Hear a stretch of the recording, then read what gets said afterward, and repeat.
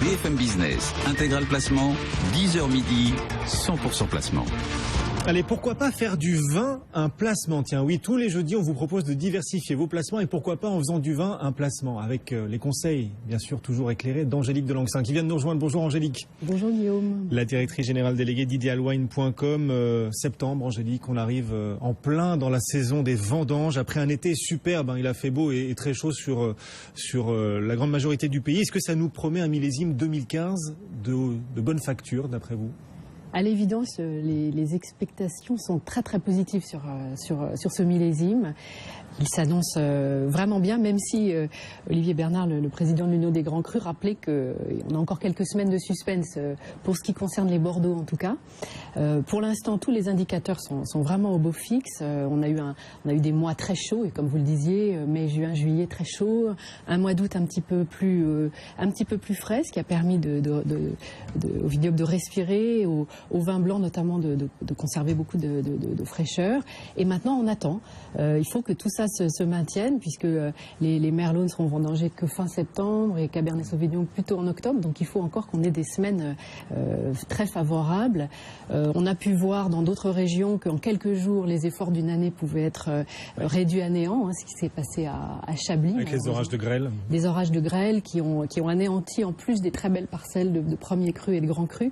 Donc tout est encore un petit peu en attente. Ce qui ressort néanmoins dans certaines régions, c'est peut-être pas le cas de Bordeaux, mais dans la Loire ou dans la Bourgogne, c'est qu'on pourrait avoir encore des volumes assez faibles, moins importants qu'espérés. Parce qu'il n'a pas beaucoup plu. Justement, le stress hydrique qui à un moment fait que la vigne s'arrête de croître et donc ça peut limiter les rendements. Et ça, c'est pas forcément une bonne nouvelle puisque ça va pas contribuer à détendre les prix, notamment sur le marché des Bourgognes qui en aurait pourtant besoin après plusieurs années de toute petite production. Oui, donc on attend encore une production plutôt faible pour ce millésime 2015 qui a tendance à faire monter encore davantage les prix du vin. Il y a un impact direct déjà de ce qui est attendu de ce millésime 2015 sur les cours des bouteilles déjà en vente. C'est un petit peu tôt pour mesurer véritablement un impact sur le marché en général. Ce qui est sûr, c'est que le marché espère vraiment un beau millésime. D'ailleurs, ce qui est assez frappant, c'est que souvent les millésimes en 5 sont de très belles années. On a eu 2005 qui était un grand millésime, 95 aussi une belle année, 85, 1945 aussi bien sûr. Voilà, le marché voudrait avoir un beau millésime, avoir du volume, avoir vraiment une vision positive qui reviennent après des années plus moyennes, voire médiocres, et en tout cas de toute petite production dans certaines régions. Alors on aime bien dans Intégral Placement comparer l'évolution des cours du vin avec l'évolution des marchés actions, dont on nous dit que sur le long terme c'est le marché le plus rentable. Bon, sur un an le CAC 40 gagne encore 6%. Les cours du vin ils font quoi depuis un an? Ils font mieux? Les cours du vin aujourd'hui sont plutôt proches de plus 10, plus 9, plus 10. Mieux que le CAC. Même si en fait c'est quand même la situation elle est très diverse selon les régions, et l'indice Winedex d'Idealwine est resté très stable en fait ces derniers mois, notamment sur les grands Bordeaux, puisque les années récentes plafonnent. La demande existe, mais pas à des niveaux de prix en hausse. La demande elle est très forte et ce sont les Bourgognes qui tirent vers le haut ces indices, le Rhône également. Mais on sait ce qui tire vers le haut les prix du vin depuis quelques années, c'est notamment la demande asiatique, la demande chinoise. On a un ralentissement de l'économie chinoise, un krach chinois qu'on a vécu cet été sur les marchés financiers. Est-ce que tout ça peut aussi avoir un impact sur les cours du vin, Angélique? Alors, ce qui est sûr, c'est que le marché du vin et le marché notamment des enchères de vin que nous suivons de très près est mondialisé.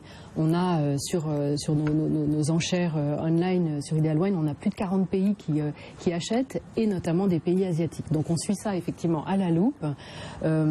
Sur les dernières semaines, les ventes qui se sont terminées fin août, on n'a pas du tout, pour l'instant, subi de désaffection ou vu de baisse dans les achats. Les acheteurs asiatiques et en particulier chinois qui avaient fait monter de façon presque spéculative les prix des vins de Bordeaux jusqu'à fin 2010 et ensuite les prix des vins de Bourgogne, ils sont toujours présents. Mais néanmoins, on reste quand même très vigilant parce qu'on a en mémoire ce qui s'était passé en septembre 2008 et on avait vu que l'économie avait brutalement ralenti. En parallèle, le marché des vins avait subi une baisse, donc on pourrait voir un ralentissement de cours.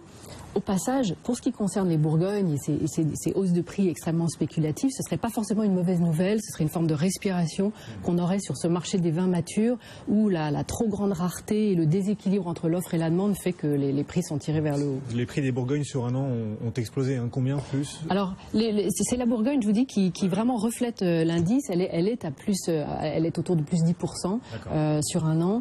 Et c'est vraiment elle qui a tiré l'indice vers le haut. Alors, puisqu'on parle de vin, évidemment, il faut aussi évoquer la grande actualité du moment en France. Ce sont les fameuses foires au vin. Oui. Est-ce qu'il faut forcément les conseiller, ces foires au vin, ou est-ce que c'est un piège aussi? Est-ce qu'il y a des...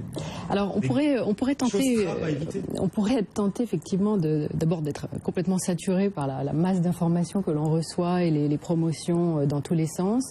Je trouve que c'est quand même un moment qui est extrêmement positif déjà pour le monde du vin, puisque c'est un moment où on en parle.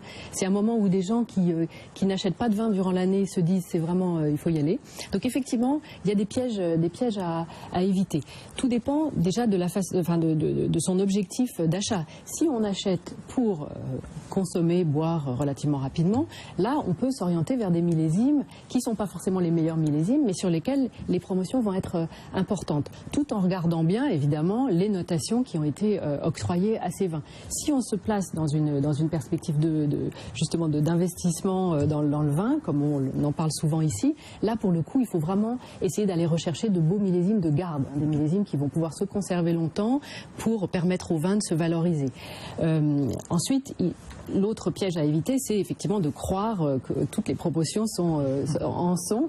Et donc ça, ce qui est très important, c'est de comparer les prix, de voir ce que l'on peut trouver de façon habituelle sur d'autres circuits.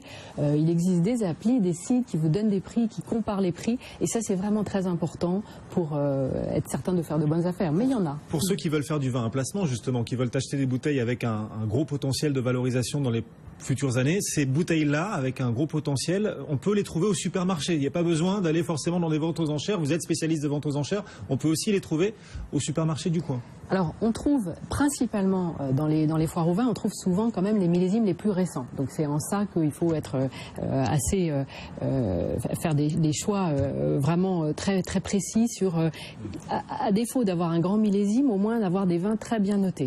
On peut trouver également, alors il y a les grandes surfaces, il y a les cavistes, les e-marchands qui vont tous de leur foire au vin, y compris nous d'ailleurs.